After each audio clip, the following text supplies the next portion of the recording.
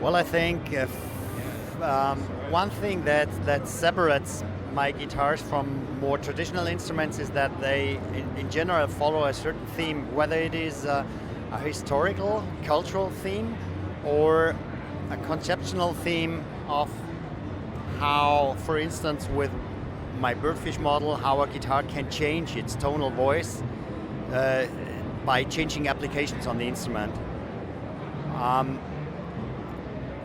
Maybe the fact that it sticks out is guided by the consequence in order to achieve this concept on in my instruments.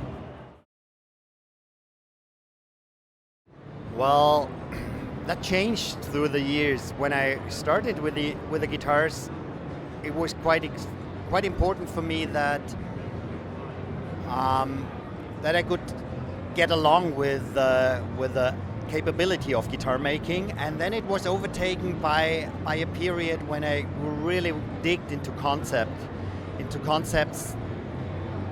For instance, to work on a detail which might be crucial for the guitar, and coming to a result that tells what the instrument is. But I ended up now, since I built these models for quite a long period, I ended up now to be really picky with the execution of manufacturing and training and working on how I can make things better. I mean, this sounds very look-alike, but one thing that really catches me is, and I have a strategy for that, one thing that really catches me nowadays since a few years is, for instance, spraying, sanding and polishing. And these are known as the most boring parts of guitar making labor, but I help myself out by listening to very, very long ongoing audiobooks such as War and Peace. So this audiobook, for instance, allows you to sand and polish a guitar for about 46 hours.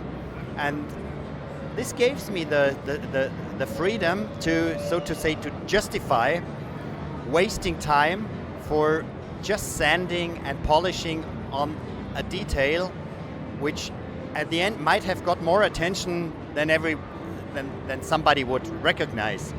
But this is something that makes me really tick nowadays.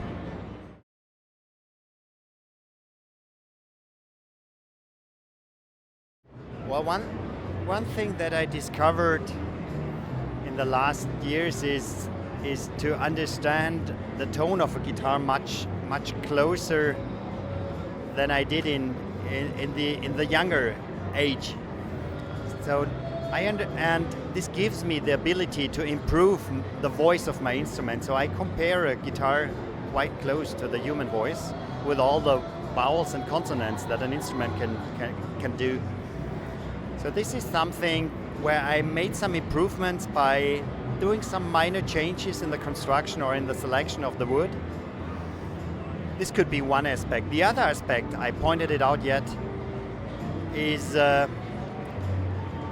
just the finishing process of an instrument to come closer to jewelry, which is always the benchmark for me in making guitars.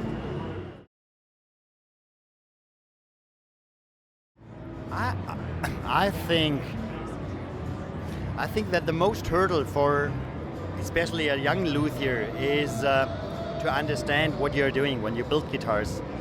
So given that you are capable to build guitars, you should get along with fretwork, with finishing, with spraying, with electronics, with all that, because this is just maybe only 20-25% of guitar making. One thing that turns out to be crucial the older you get is that you have to make sure that your guitars mirror yourself.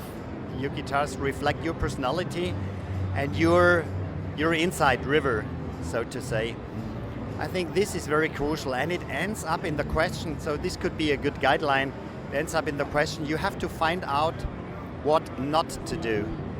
Because when you build guitars, you have always many ideas. You can do things better, and you want to do this and that, and wow, this would be hilarious if I would do that.